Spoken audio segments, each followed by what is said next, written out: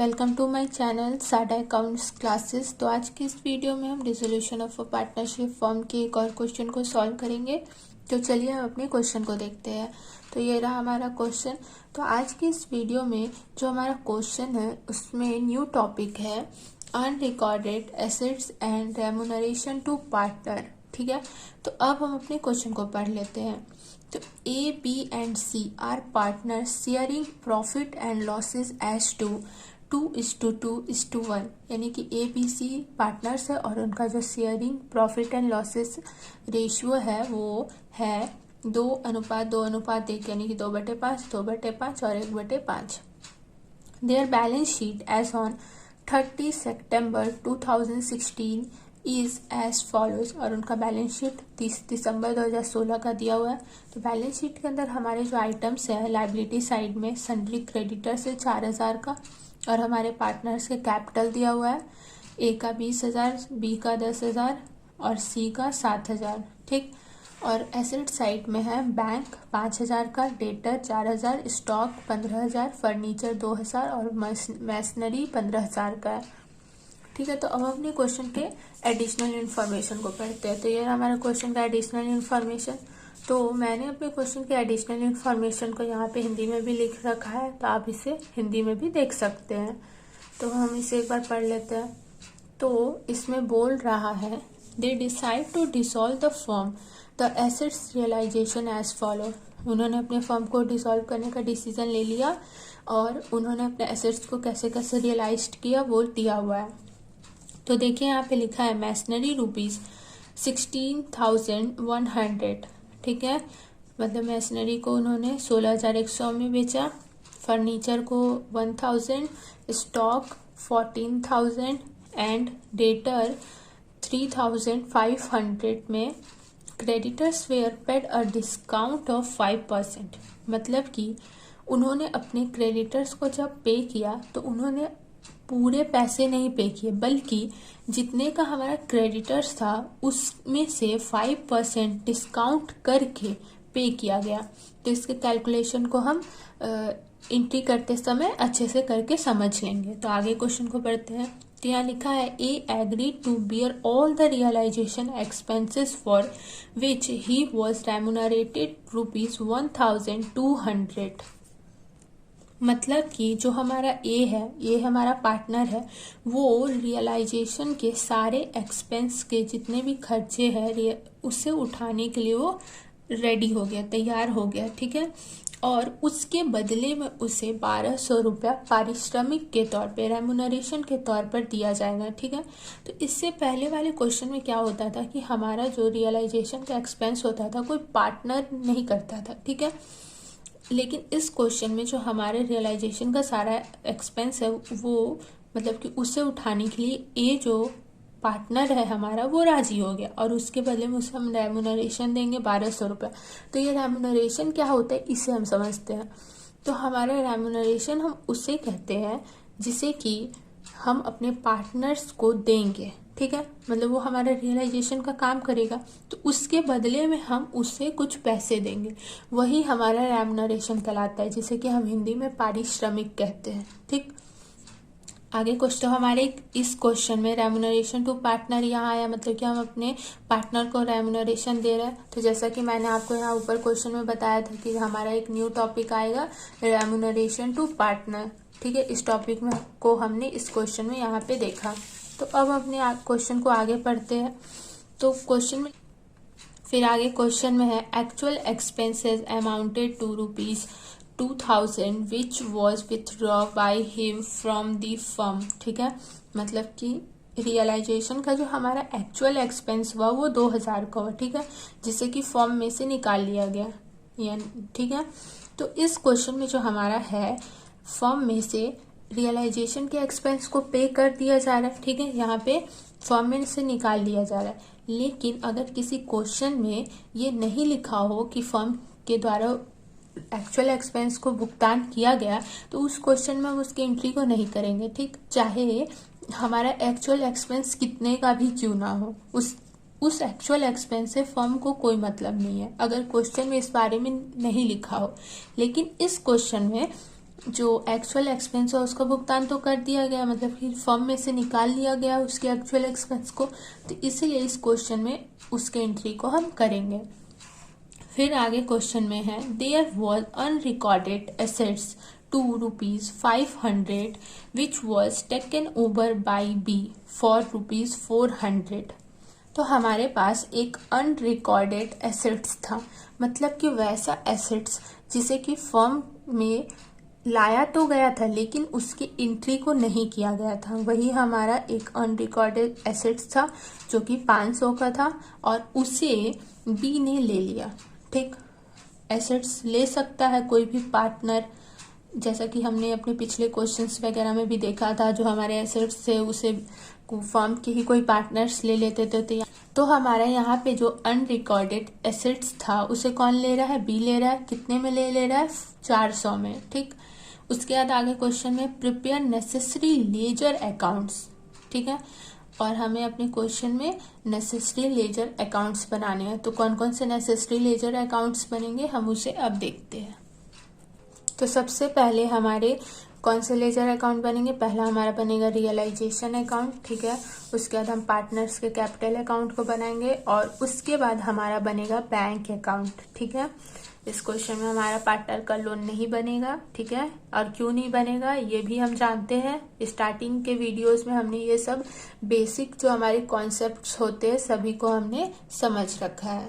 तो अगर आप स्टार्टिंग के वीडियोस को देखना चाहते हैं तो सारे लिंक्स डिस्क्रिप्शन बॉक्स में दिए हुए, वहां से जाके आप उसे देख सकते हैं। तो अब हम अपने क्वेश्चन को सॉल्व करते हैं। तो चलिए हम अपने क्वेश्चन पे चलते हैं।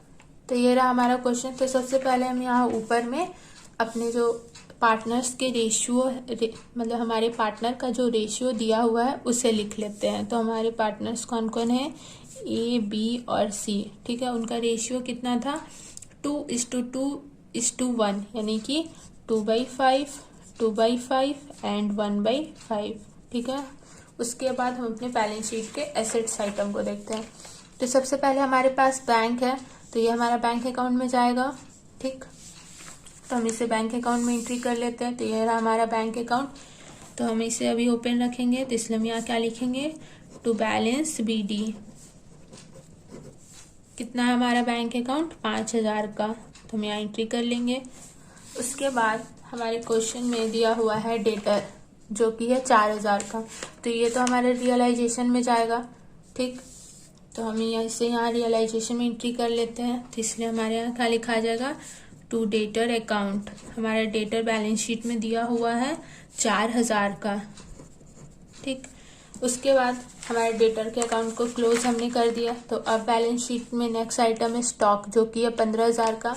इसे भी हम यहाँ क्लोज कर देते हैं। तो इसलिए हम यहाँ लिखेंगे टू स्टॉक अकाउंट। कितने का हमारा स्टॉक है, 15000 का। उसके बाद हमारे बैलेंस शीट में नेक्स्ट आइटम है फर्नीचर, जो कि है 2000 का। तो इसे भी हम क्लोज कर देते हैं। तो यहाँ हम लिखेंगे टू फर्नीचर अकाउंट। कितना हमारा फर्नीचर, 2000 का। अब हम अपने बैलेंस शीट के नेक्स्ट आइटम को देखते हैं। तो हमारे पास मैसनरी है जो कि है 15000 का। तो इसलिए हम यहाँ क्या लिखेंगे, टू मैसनरी अकाउंट। कितने का हमारा मैसनरी है, 15000 का। ठीक, देखिए हमने अपने एसेट साइड के जितने भी आइटम्स थे उससे क्लोज कर दिया। और ये हमारा जो एसेट साइड का आइटम इधर ही आके क्यों क्लोज हुआ रियलाइजेशन अकाउंट में, ये सब हमें पता है क्योंकि हमने स्टार्टिंग वीडियोस में बहुत ही अच्छे से जर्नल एंट्री के थ्रू इन सभी को समझ रखा है। तो हम अपने लायबिलिटी साइड को देखते हैं। तो लायबिलिटी साइड में हमारे पास है सन्ड्री क्रेडिटर्स, जो कि है 4000 का। तो ये हमें रियलाइजेशन अकाउंट में हम इसे क्लोज कर देंगे। तो इसलिए हम यहाँ क्या लिखेंगे, by sundry creditors. By sundry creditors, हमारा सन्ड्री क्रेडिटर्स था कितने का, 4000 का। तो इसलिए हम यहाँ लिख देंगे 4000। उसके बाद हमारे लायबिलिटी साइड में है हमारे पार्टनर्स का कैपिटल। ठीक है, तो ये हमारा पार्टनर के कैपिटल अकाउंट में जाएगा। तो ए का हमारा कैपिटल है 20000, बी का है 10 और सी का है 7000। तो हम इसे यहाँ पार्टनर्स के कैपिटल अकाउंट में ले चलते। तो ये हमारा पार्टनर्स का कैपिटल अकाउंट। तो इसलिए हम यहाँ की क्या लिखेंगे, बाई बैलेंस BD। ठीक है, और हमारा एक सबके कैपिटल का जो भी अमाउंट है उसे हम एंट्री कर लेते हैं। तो ए का है 20,000, बी का है 10,000 और हमारे सी का कैपिटल है 7,000। ठीक, तो अब हम अपने एडिशनल इंफॉर्मेशन को देखेंगे, क्योंकि जो हमारे बैलेंस शीट के जितने भी आइटम्स थे वो जिस जिस अकाउंट में जाने थे हमने वहां पे जाके उसे क्लोज कर दिया, और जिसे ओपन रखना था हमने उसे अभी ओपन रखा है। तो अब हमने एडिशनल इंफॉर्मेशन को देखते हैं। तो यहाँ पे जो हमारा मैशनरी है और फर्नीचर, स्टॉक एंड डेटर वो सब बिक रहे थे। ठीक है, तो इन सारे आइटम्स को, मतलब ये जितने भी चारों आइटम्स है उसे हम अलग अलग एंट्री करके भी अपने रियलाइजेशन अकाउंट में बेच सकते हैं। ठीक है, लेकिन हम चाहे तो इन सभी को एक साथ भी एंट्री कर सकते हैं। तो इन सभी को एक साथ ऐड करके ही एक ही एंट्री में लिखने से एक फायदा ये होता है कि हमें बार बार लिखने की जरूरत नहीं पड़ती है। ठीक है, जब बार बार हमें जर्नल एंट्री भी नहीं करना पड़ेगा और ना ही हमें बार बार कैलकुलेशन करना पड़ेगा, एक साथ ही हमारा काम हो जाएगा। ठीक, एक ही जर्नल एंट्री में। तो ये कैसे होगा, अब हम इससे देखते हैं। तो सबसे पहले जो मैशनरी, फर्नीचर, स्टॉक और डेटर का अमाउंट है हम उसे ऐड करेंगे। ठीक, तो हम उसे ऐड अप कर लेते हैं। तो हम इसके कैलकुलेशन को कैसे करेंगे अब हम उसे देख लेते हैं। ठीक, तो सबसे पहले हम हमारे बैंक अकाउंट के नीचे जो भी जगह बची होती है एंट्री शीट में, वहां पे हम एक वर्किंग नोट करेंगे। तो सबसे पहले हम हेडिंग क्या देंगे, वर्किंग नोट। ठीक, और ये जो हमारा है नंबर 1 कैलकुलेशन, मतलब कि नंबर 1 वर्किंग नोट है, इसीलिए हम अपने समझने के लिए इसे यहाँ पे लिखेंगे नंबर 1। ठीक है, और हम उसे अब कैलकुलेट करेंगे। तो हमारा मैशनरी जो है वो कितने में रियलाइज हो रहा था, 16,100 में। फर्नीचर हो रहा था 1,000 में और स्टॉक हो रहा था 14,000 और डेटर हमारा 3,500 में रियलाइज हो रहा था। तो इन सभी को हम ऐड करेंगे। तो जब हम चारों को ऐड करेंगे तो हमारा जो अमाउंट आएगा वो होगा 34,600। ठीक, तो इसका जनरल एंट्री हमारा क्या होगा, बैंक अकाउंट डेबिट और टू रियलाइजेशन अकाउंट, क्योंकि जब हम अपने एसेट्स को रियलाइज करेंगे तो हमारे पास पैसे आएंगे। और हमारे जो चारों अकाउंट्स है कहाँ क्लोज है, रियलाइजेशन अकाउंट में, इसलिए हमारे क्रेडिट में क्या हो रहा है, रियलाइजेशन अकाउंट।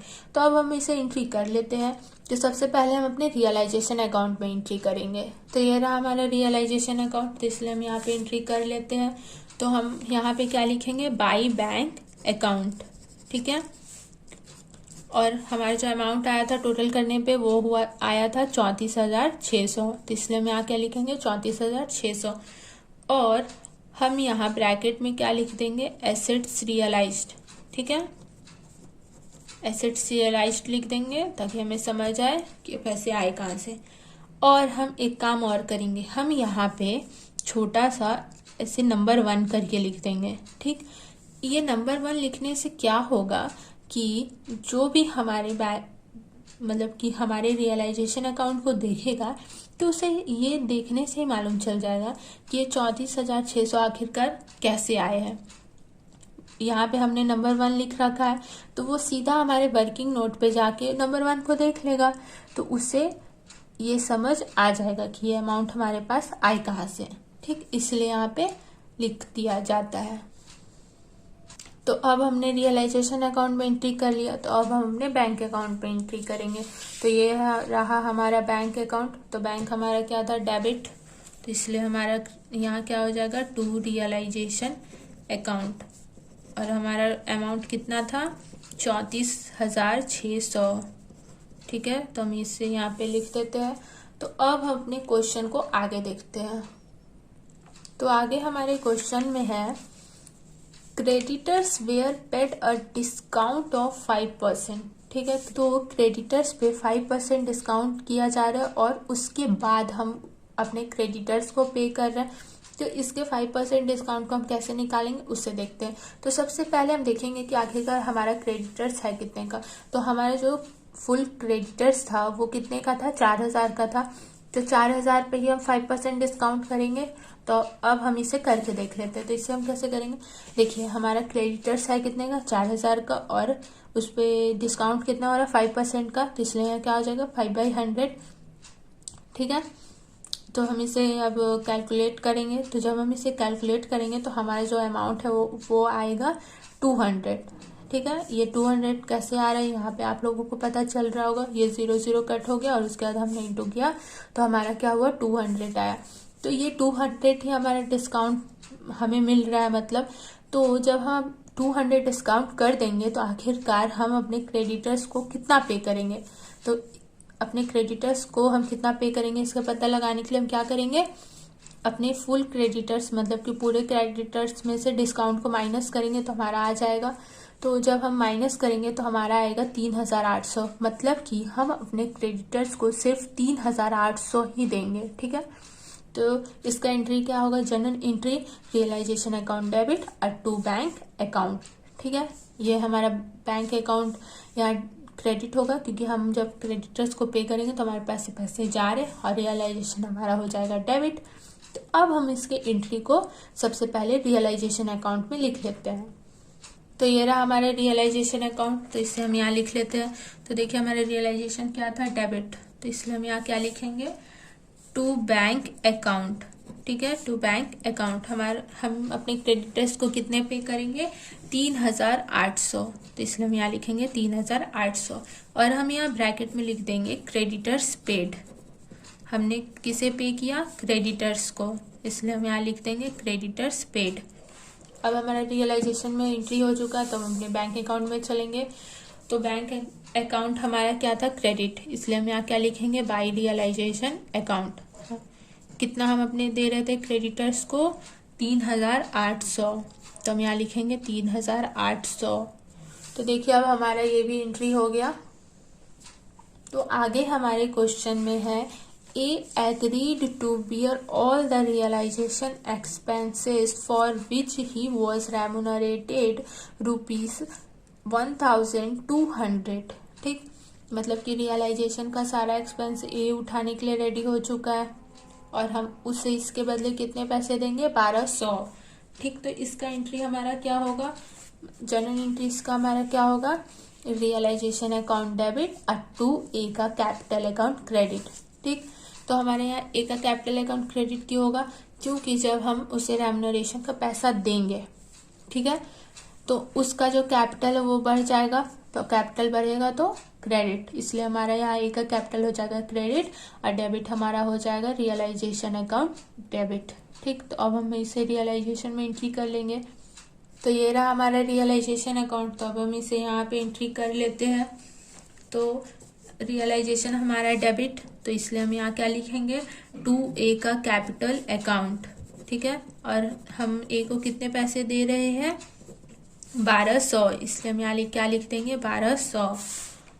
ठीक, और हम यहाँ पे ब्रैकेट में लिख देंगे रियलाइजेशन एक्सपेंस। अब हम अपने कैपिटल अकाउंट में चलेंगे।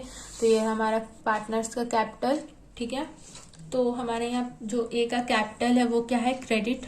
ठीक, तो इसीलिए हम क्रेडिट के घर में लिखेंगे बाय रियलाइजेशन अकाउंट। ठीक, और ये जो पैसा है वो हमें उसे किसे देना है, ए को, तो इसलिए हम यहाँ ब्रैकेट में ए के घर में क्या लिखेंगे, 1200। ठीक, और इन दोनों में डॉट डॉट कर देंगे। तो अब हम अपने क्वेश्चन को आगे देखते हैं।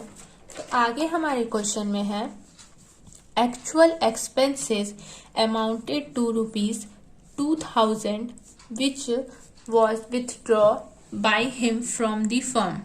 ठीक है, वो पैसे निकाल ले रहा है, जो भी उसका एक्चुअल एक्सपेंस है तो वो फर्म में से निकाल रहा है। ठीक, तो क्या है कि फर्म के पास से पैसे चले जाएंगे और ये जो पैसा है वो ए निकाल रहा है, तो वो अपने कैपिटल में से निकालेगा तो उसका कैपिटल क्या है, घट जाएगा, तो इसलिए हम यहाँ क्या लिख देंगे, ए का कैपिटल अकाउंट डेबिट। ठीक, तो अब हम इसे एंट्री कर, तो हमारे जो ए का कैपिटल है वो क्या है, डेबिट, तो इसलिए डेबिट के घर में क्रेडिट, तो इसलिए हमारे यहाँ क्या हो जाएगा, टू बैंक अकाउंट। ठीक है, और हम यहाँ क्या लिख देंगे, 2000। ठीक है, ये यहाँ पे 2000 क्यों लिखाएगा, क्योंकि जो एक्चुअल एक्सपेंस है वो हमारा कितना हो रहा था, 2000 का ही हो रहा है। ठीक, तो अब अपने बैंक अकाउंट में एंट्री कर लेते, तो ये रहा हमारा बैंक अकाउंट।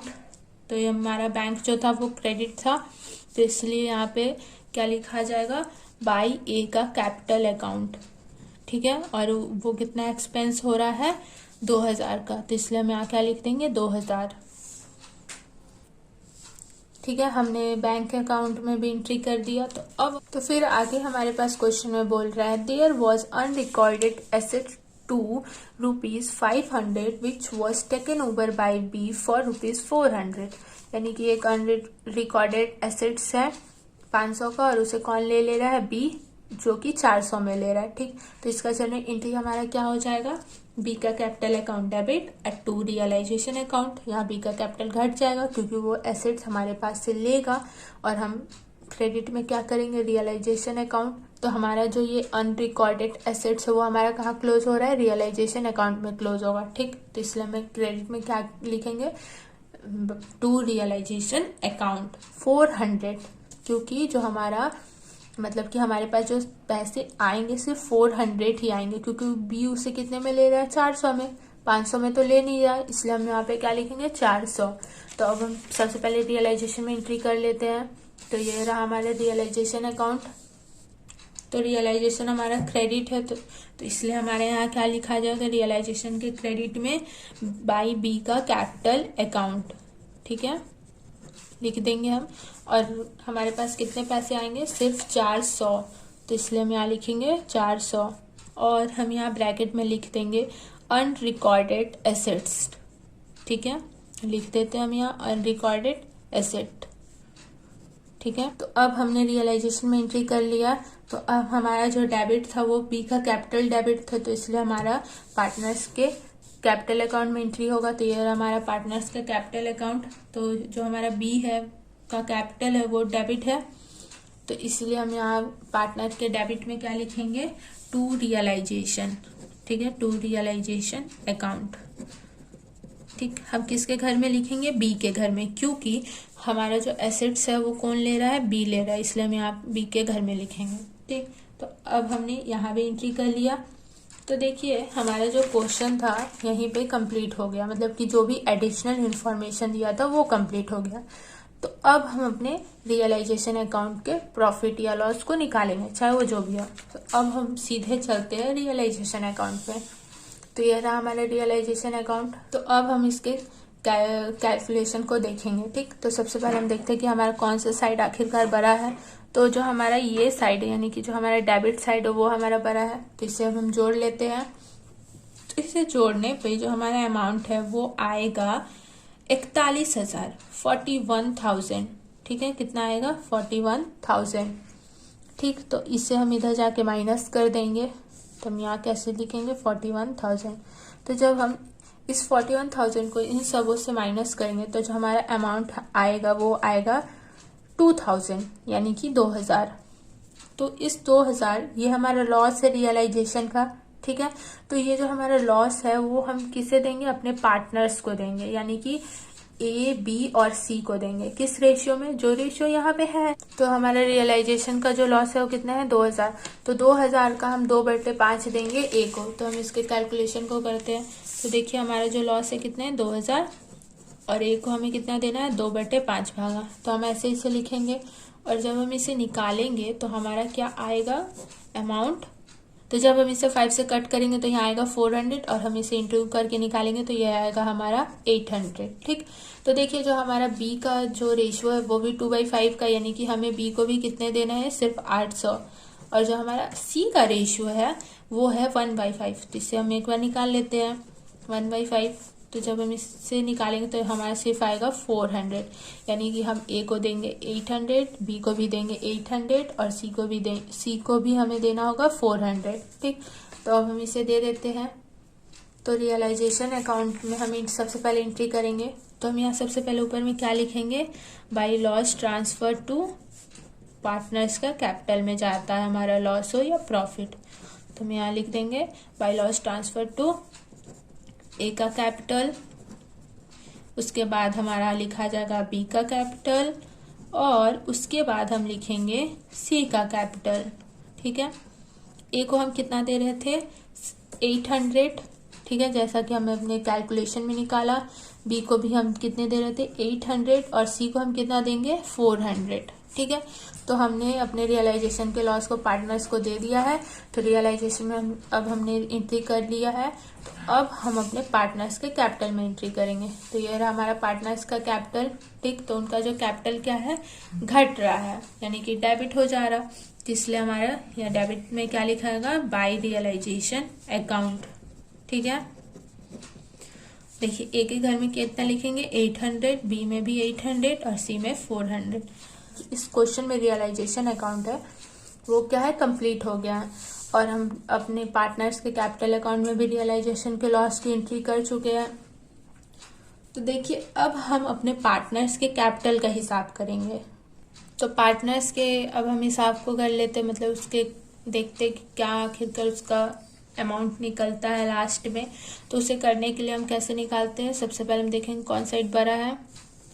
ठीक, तो ए का हम सबसे पहले हिसाब करते हैं। तो ए का हमारा क्रेडिट साइड ही बड़ा है, तो हम इसे ऐड कर लेते हैं। तो ऐड करने पर हमारा कितना आएगा 21,200। तो हम इसे इधर ले जाते हैं, तो 21,000 हमारा 200 आ रहा है। सॉरी, यहाँ पे थोड़ा गलती हो गया। ठीक, उसके बाद हम इसे माइनस करेंगे। तो जब हम माइनस करेंगे तो जो हमारा अमाउंट है वो आएगा 18,400। ठीक, मतलब कि जो हमारा ए का हिसाब निकल रहा है वो कितना का निकल रहा है 18,400। अब हम अपने बी को देखते हैं। तो बी का भी हमारे यही साइड बड़ा है, तो हम इसे देख लेते। तो ये 10,000 आ रहा है, तो इसे हम यहाँ पे लिख के माइनस करेंगे। तो माइनस करने पे जो हमारा अमाउंट है वो आएगा 8,800। ठीक है, इतना बी का भी आया अमाउंट। अब हम अपने सी को देखते हैं। तो सी का भी यही साइड बड़ा है, 7,000 जो है इसे हम इधर लाके माइनस करेंगे। ठीक, तो जब हम माइनस करेंगे तो हमारा आएगा कितना 6,600।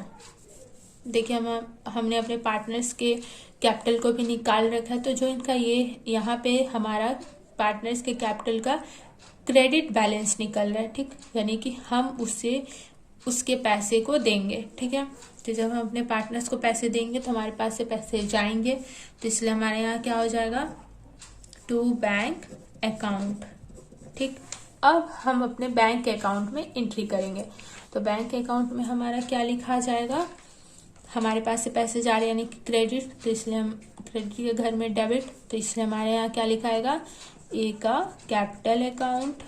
ठीक है, तो हमने यहाँ लिख लिया ए का कैपिटल अकाउंट। ठीक है, और हमारा ए का कैपिटल कितने है 18,400। ठीक है, तो उसे हम यहाँ पे लिख लेंगे।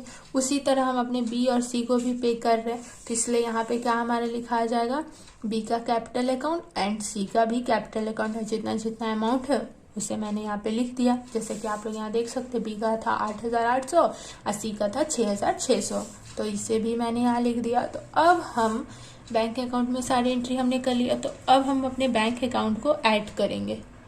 तो हम बैंक अकाउंट को ऐड करते हैं, तो सबसे पहले इस साइड को ऐड कर लेते हैं। तो जब हम ऐड करेंगे इस साइड को तो जो हमारा अमाउंट है वो आएगा 39,600, यानी कि 39,600। और इधर भी ऐड जब हम करेंगे तो उतना ही अमाउंट आएगा 39,600।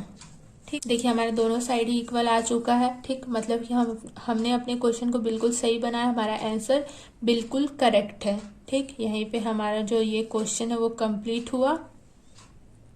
तो मिलते हैं नेक्स्ट वीडियो में एक नए टॉपिक के साथ में, एक नए क्वेश्चन में। तो अगर वीडियो अच्छी लगी हो तो लाइक, सब्सक्राइब एंड शेयर करें। ठीक, थैंक यू।